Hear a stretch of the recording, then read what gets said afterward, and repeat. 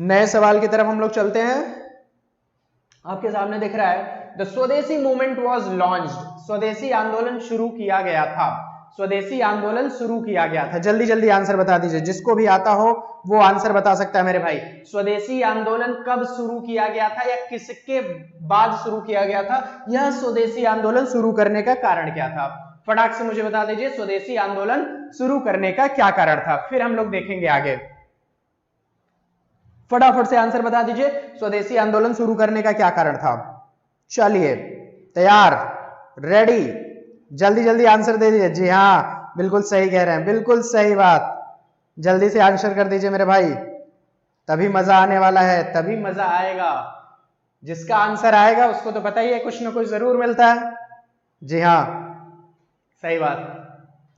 चलिए, आंसर आना शुरू हो गया है, बहुत तगड़े में आंसर आ रहा है भाई। अब देखते हैं कि वो आंसर सही है या गलत है। आंसर सही होना चाहिए। देखिए, एक समय है 1905 ईस्वी का। 1905 में भारत का वायसराय होते थे लॉर्ड कर्जन। इन 1905 भारत के वायसराय कौन है? Lord Curzon. और 20 जुलाई 1905 ईस्वी को लॉर्ड कर्जन ने घोषणा कर दी मेरे भाई, 20 जुलाई 1905 को लॉर्ड कर्जन ने घोषणा कर दी कि आने वाले 16 अक्टूबर को, 20 जुलाई 1905 को घोषणा की कि आने वाले 16 अक्टूबर को बंगाल का विभाजन कर दिया जाएगा। क्या कर दिया जाएगा? बोलो हाँ, बंगाल का विभाजन कर दिया जाएगा, दो पार्ट में डिवाइड कर दिया जाएगा। ये सुन के भारतवासी जो नेता थे, लीडर थे, पैनिक हो गए कि ऐसा क्यों किया जा रहा है। ये सारी चीजें सांप्रदायिक तौर पर करी जाती, लेकिन उन्होंने ये डिसीजन ये बताया कि ऐसा नहीं है, ऐसा है कि एडमिनिस्ट्रेटिव हिसाब से वो चीजें नहीं मैनेज हो पा रही, इसलिए बंगाल को डिवाइड कर दिया जा रहा है। इसी का विरोध करने के लिए 7 अगस्त 1920, कब? 7 अगस्त 1920। पहले घोषणा कब हुई? 20 जुलाई को घोषणा हुई कि 16 अक्टूबर को बंगाल डिवाइड कर दिया जाएगा। इसी बीच में आता है 7 अगस्त। 7 अगस्त को कलकत्ता के टाउन हॉल में एक मीटिंग होती है जिसका लीडरशिप करते हैं सचिंद्रनाथ सान्याल। ध्यान से सुनिएगा, 7 अगस्त 1920 को एक मीटिंग होती है जिसका लीडरशिप करते हैं सचिंद्रनाथ सान्याल। इन्होंने ही ये घोषणा की कि अब हम स्वदेशी आंदोलन चलाएंगे। इसी मीटिंग में बॉयकॉट मूवमेंट की भी शुरुआत हो गई थी। इसी मीटिंग में बॉयकॉट मूवमेंट की भी शुरुआत हो गई थी, यानी स्वदेशी बॉयकॉट मूवमेंट दोनों साथ में चला था। स्वदेशी बॉयकॉट का मतलब समझिएगा, स्वदेशी अपनाओ और विदेशियों का बॉयकॉट करो, यानी स्वदेशी बहिष्कार आंदोलन। ठीक है बात? कब चला था? समझ आया? 7 अगस्त 1920 को। किस कारण से चला था? बंगाल के विभाजन के विरोध के रूप में। बंगाल विभाजन के विरोध के रूप में। बंगाल विभाजन कब ऐलान हुआ था? 20 जुलाई 1905 को बंगाल विभाजन का ऐलान हुआ था। कब हो जाएगा बंगाल विभाजन? 16 अक्टूबर 1905 को। याद रखिएगा, 16 अक्टूबर 1905 को। 16 अक्टूबर 1905 को बंगाल डिवाइड कर दिया गया। एक पार्ट हो गया आपका कोलकाता और दूसरा पार्ट हो गया ढाका, यानी एक पार्ट हो गया वेस्ट बंगाल और दूसरा पार्ट हो गया east Bengal. The capital of east Bengal was Dhaka and the capital of west Bengal was Kolkata. ठीक है बात? इतनी चीज समझिएगा। जो आज का वेस्ट बंगाल है, जिसका आज का कैपिटल है, अब बाकी बाद में वो जो ढाका वाका था वो सब क्या बन गया? बांग्लादेश बन गया। तो बाद में 1911 में इसी बंगाल विभाजन को कैंसिल कर दिया गया। लेकिन हमें क्या समझना था? जो चीज समझनी थी, बंगाल विभाजन कब हुआ था? 1905। ठीक है, और 1905 में ही शुरू हुआ स्वदेशी मूवमेंट। क्लियर है इतनी बात? इतनी बात क्लियर है तो बोलो आगे बढ़े। इतनी बात क्लियर है तो बोलो आगे बढ़ जाया जाए। ठीक है बात? चलिए, अंकुर मिश्रा क्लास में मौजूद है, तान्या भारद्वाज, पवन उपाध्याय, मनीष मिश्रा, राज दुबे, हिमांशु रावत, सब लोग क्लास में मौजूद है। लेकिन मेरे दोस्त को एक बार से लाइक कर दीजिएगा और शेयर कर दीजिए ताकि ज्यादा स्टूडेंट के पास ये सारी चीजें पहुंच सके। ठीक है बात? आया मजा? बंगाल विभाजन मैंने आपको इतिहास के बारे में बताया, किसके द्वारा किया गया था मेरे भाई?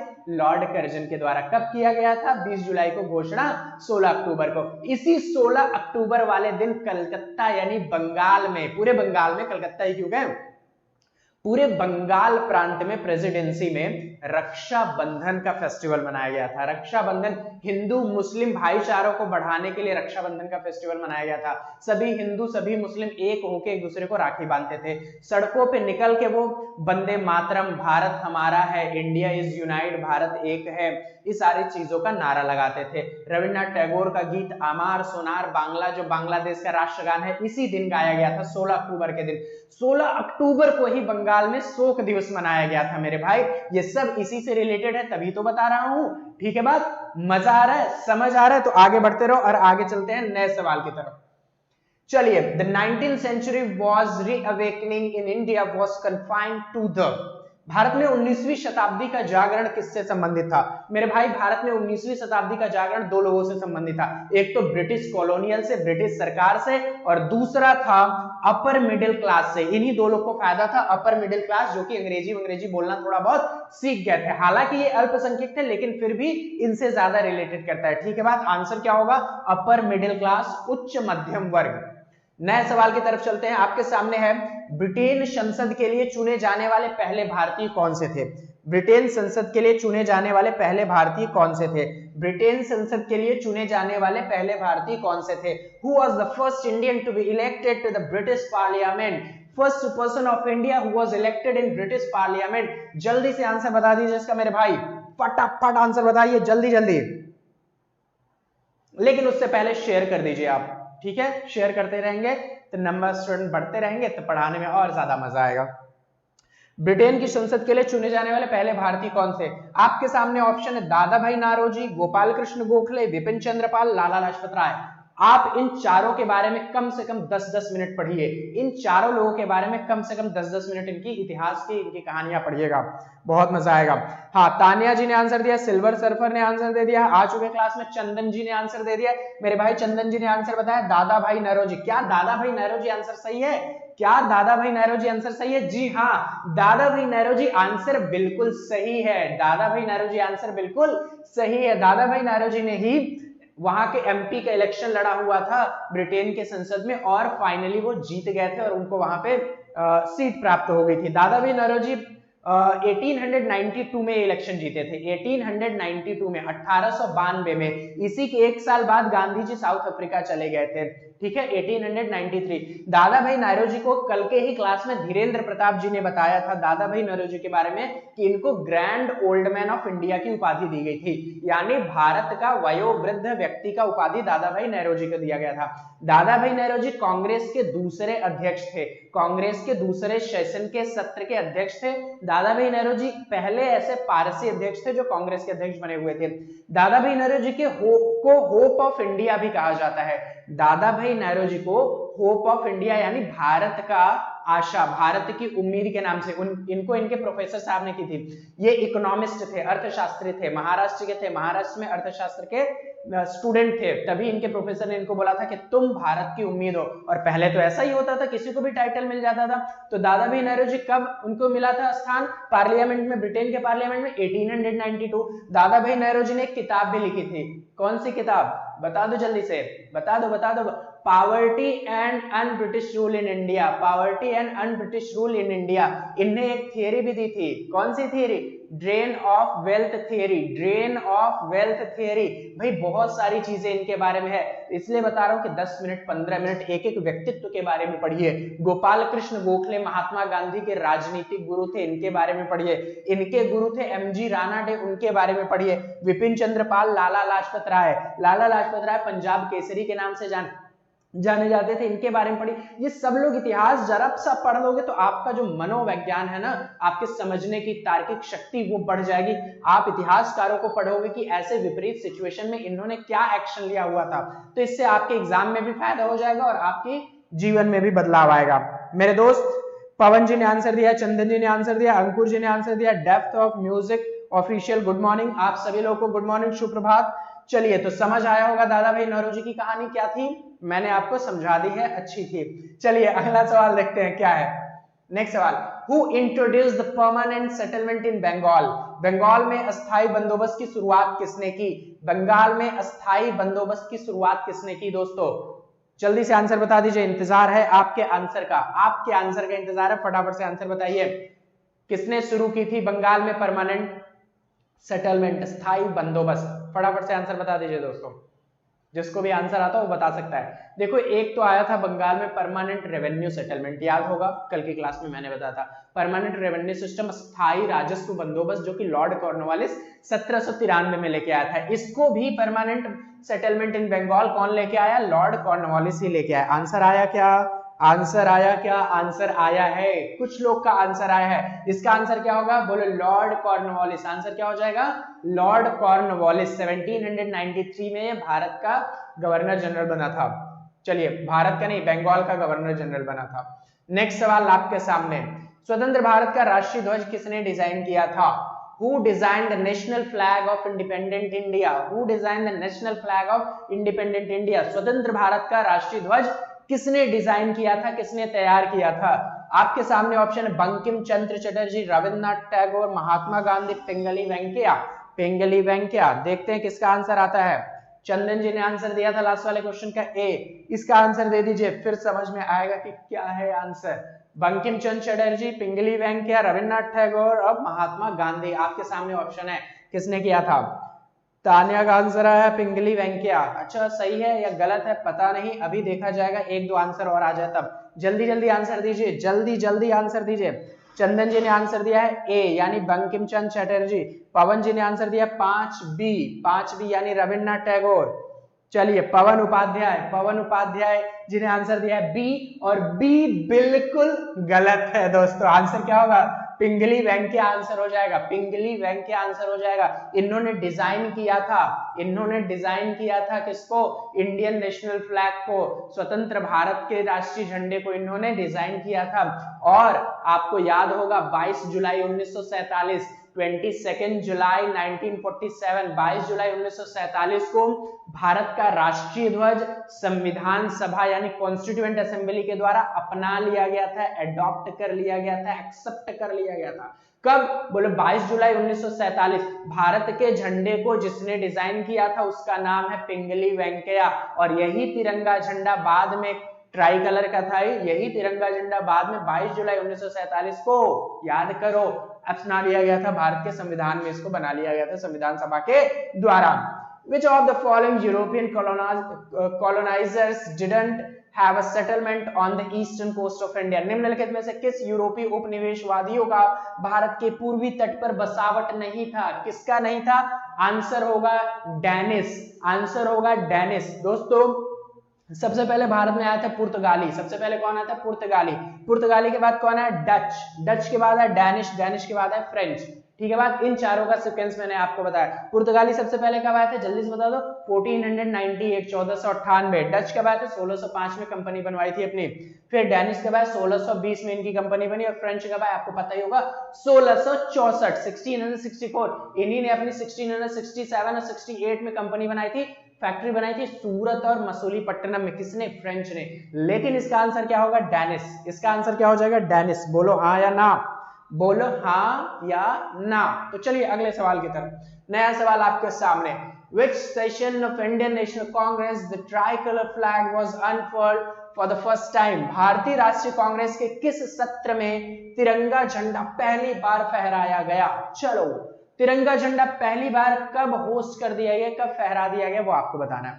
चलो मैं इंतजार कर रहा हूं, जल्दी से क्लास में आ जाइए, जल्दी से सभी लोग क्लास में आ जाइए, क्लास में आ जाइए, तभी मजा आएगा, तभी मैं आपको समझा पाऊंगा कि क्या है एग्जाम के क्वेश्चन। आप सारा टॉपिक पढ़ ले जाते हो, फिर भी एग्जाम में प्रश्न आता है, आपसे छूट जाता है। कारण यही है कि आप पढ़ते तो हो लेकिन वो चीज नहीं पढ़ पाते हो जो एग्जाम में आते हैं, या फिर वो चीज टैकल नहीं कर पाते हो जिस तरीके का क्वेश्चन एग्जाम में पूछा जाता है। तो वही सारे क्वेश्चन मैं आपको करा रहा हूं और आपको बता रहा हूं कि ऑप्शन भी उठा के आपको समझा रहा हूं, जिससे आपका और ज्यादा ज्ञानवर्धक चीजें आपको प्राप्त होती रहे। चलिए बताइए। हाँ, आंसर है सी, अलाउद्दीन अंसारी भी क्लास में मौजूद है मेरे भाई। गुड मॉर्निंग सर आपको। Deeksha Pandey good morning madam. Himanshu Rawat Lahore बता रहे हैं, तान्या भारद्वाज लाहौर बता रहे हैं, दीक्षा पांडे लाहौर बता रहे हैं, अविरल जी लाहौर बता रहे हैं, जौहर जी लाहौर बता रहे हैं, नवनीत जी लाहौर बता रहे हैं, सब लोग आंसर लाहौर बता रहे हैं। तो भाई मैं कहाँ ढूंढूं इसको, लाहौर को?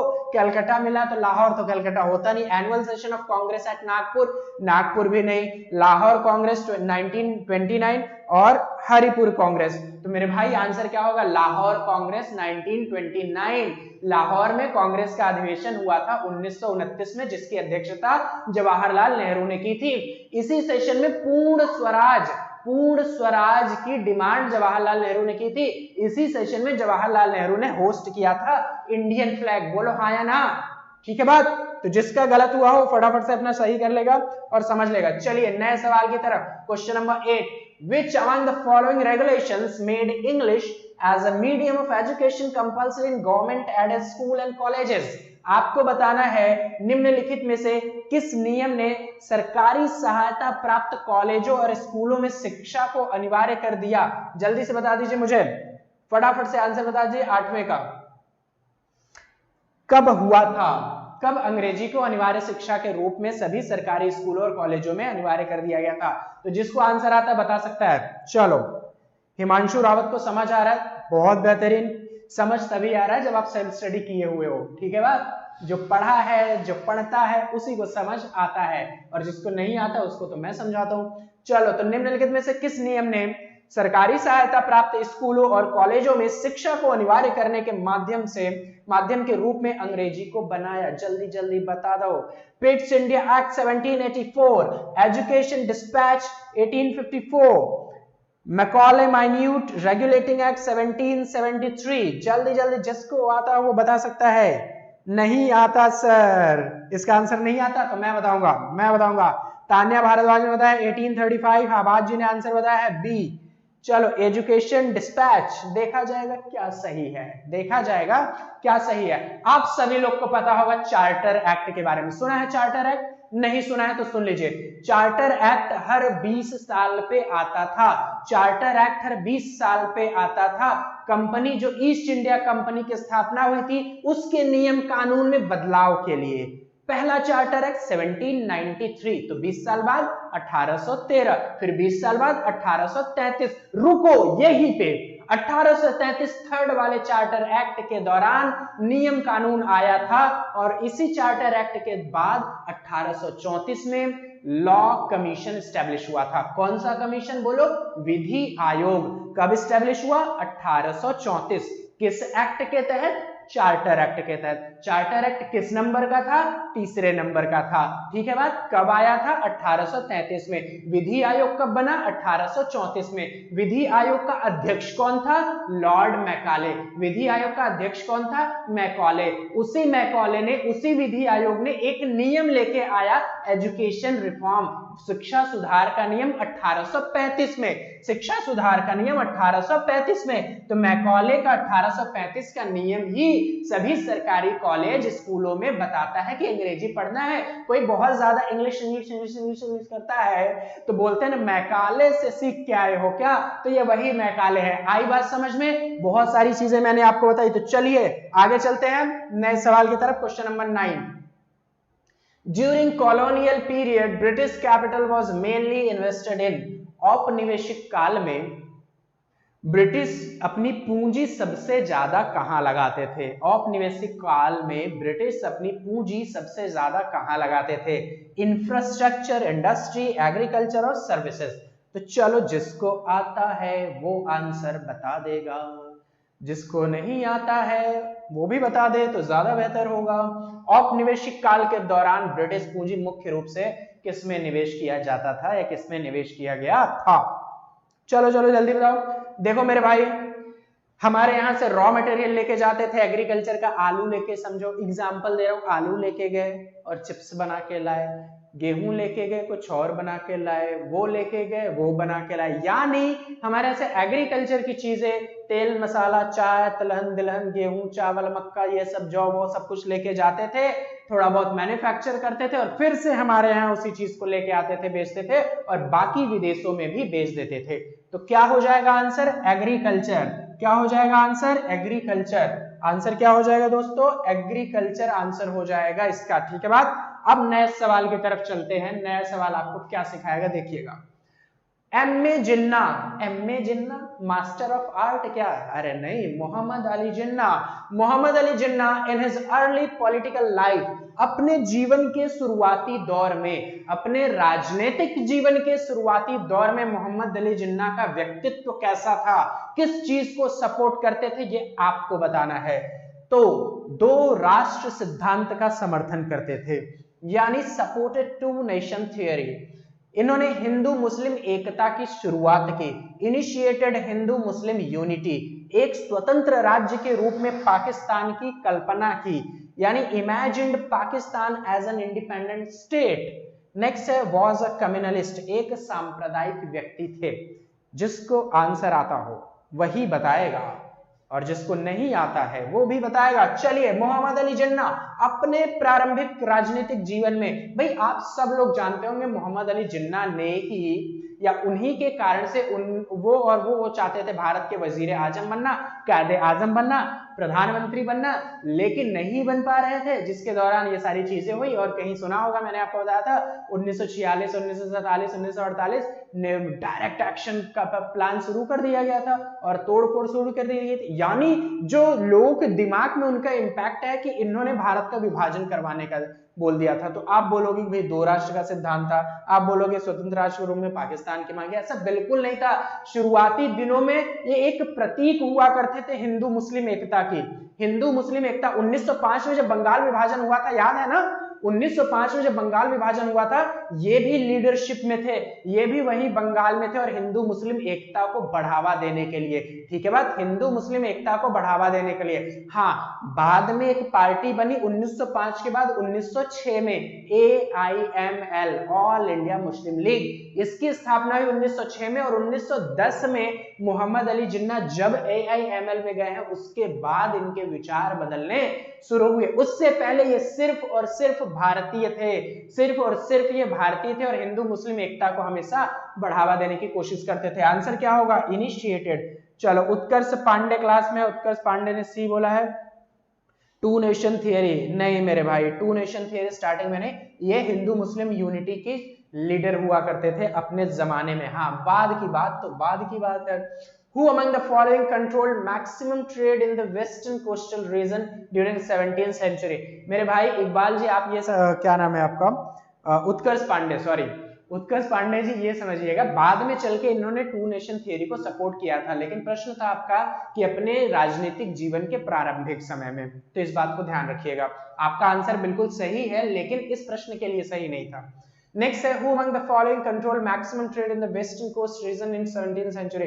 भाई 17वीं शताब्दी तक पूरा अधिकार किसका था? पुर्तगालियों का था।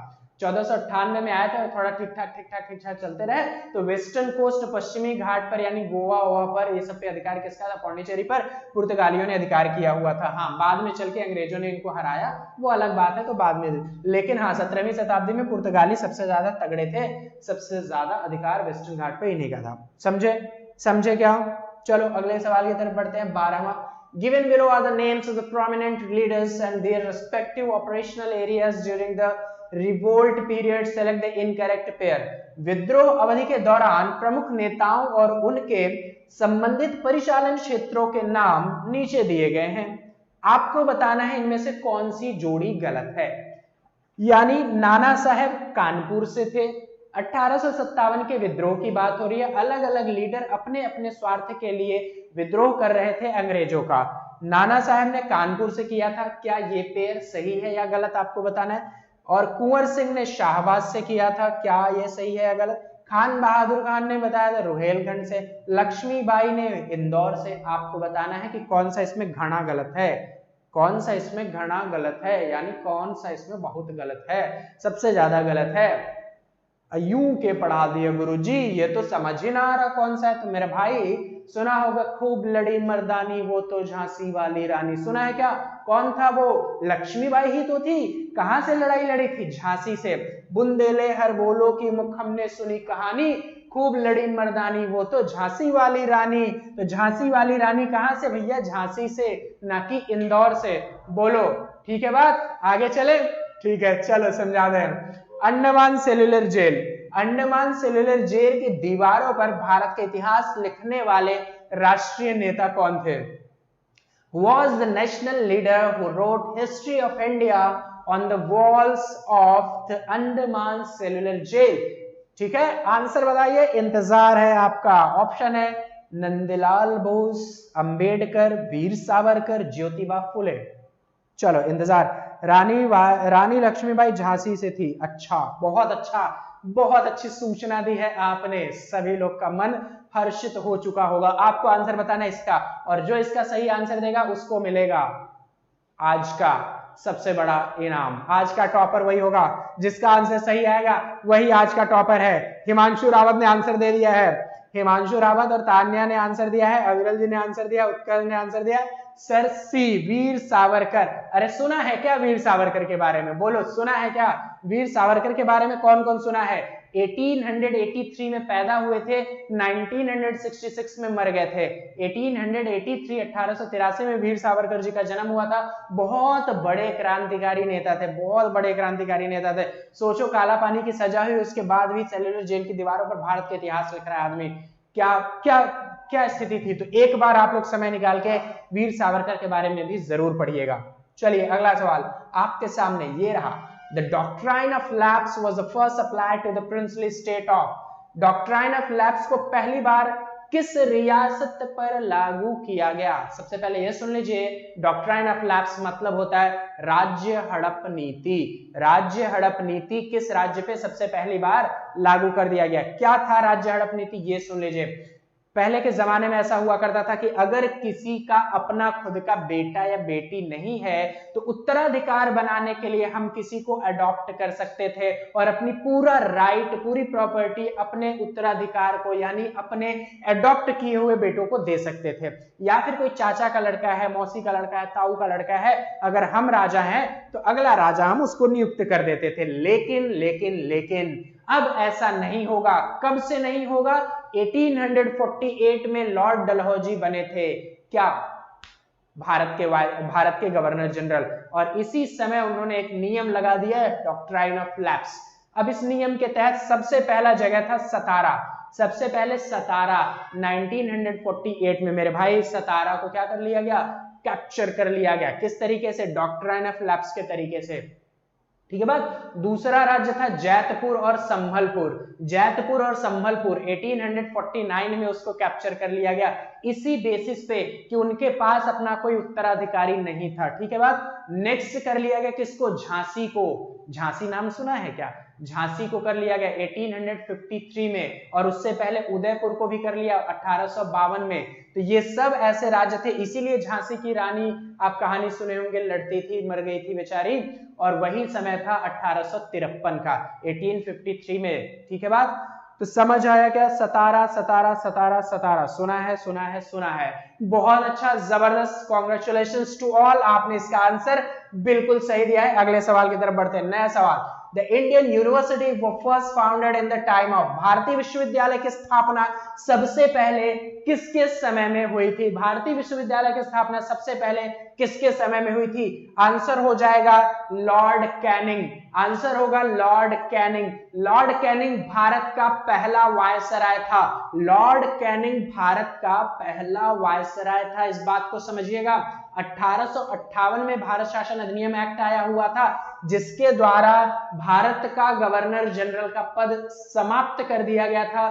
कंपनी यानी ब्रिटिश ईस्ट इंडिया के पूरे अधिकारों को समाप्त कर दिया गया था। अब रहेगा क्राउन यानी ताज का शासन। अब भारत का वायसराय कौन बन गया? Lord Canning. भारत का अंतिम गवर्नर जनरल कौन था? Lord Canning. इन्हीं ने ही अपने शासनकाल के दौरान तीनों प्रेसिडेंसी में यानी बंगाल प्रेसिडेंसी, मद्रास प्रेसिडेंसी और बंबई प्रेसिडेंसी, तीनों प्रेसिडेंसी में एक एक यूनिवर्सिटी की स्थापना करवाई। आंसर क्या होगा? लॉर्ड कैनिंग भारत का पहला वायसराय भी था। बोलो आया, समझ आया क्या? तो आगे बढ़े नए सवाल की तरफ। One of the following was not involved in the Chittagong armoury raid 1934। मेरे दोस्त, मेरे भाई, एक चीज समझिएगा आप पहले ध्यान से। आप सुने होंगे या नहीं सुने होंगे वो तो बात की बात है, लेकिन लेकिन लेकिन लेकिन ये डेट आप याद मत रखिएगा। ये डेट आप याद मत रखिएगा। आपको याद रखना है चिटगांव शस्त्रागार छापा कब पड़ा था? जल्दी से जल्दी बता दीजिए। और उसमें कौन शामिल नहीं था?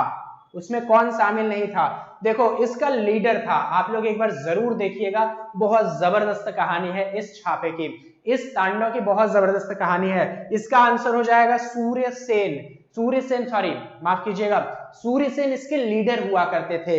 इस जो आर्मरी हुआ था, जो चटगांव यानी बंगाल प्रेसिडेंसी में आता था, वर्तमान समय में ये बांग्लादेश में है, इसके लीडर थे। इस आर्मरी रेड के शस्त्रागार छापे के, शस्त्रागार लूट के लीडर थे सूर्यसेन। और इसमें महिलाएं भी थी। वो महिला थी कल्पना दत्त, वो महिला थी प्रीति लता वाडेकर। ये 3 लोग तो इसमें शामिल थे। पूछा है शामिल कौन नहीं था, आंसर होगा दिनेश गुप्ता। 18 अप्रैल 1930, तारीख याद रखिएगा, 18 अप्रैल 1930 में सुभाष चंद्र बोस से भी पहले सूर्य सेन बड़े सीधे साधे व्यक्तित्व के थे और बहुत टैलेंटेड थे। इनको चोर बोला जाता था, लेकिन बाद में इन्होंने 500 लोगों की अपनी खुद की सेना अलग अलग जगहों पे भेजी और जाके वहां से लूटपाट की है आर्मी रेड से। हाँ, वहां से अंग्रेजों के खदानों से इन्होंने लूट लिया है सारा शस्त्र, और लूटने के पश्चात हालांकि वहां पे बारूद नहीं मिला, बाद में इनकी मृत्यु हो जाती है मेरे दोस्त। तो कब हुआ था चटगांव शस्त्रागार? चटगांव कहां पे? वर्तमान समय में बांग्लादेश में। उस समय कहां हुआ करता था? बंगाल में हुआ करता था। कब हुआ था ये? 18 अप्रैल 1930 में हुआ था।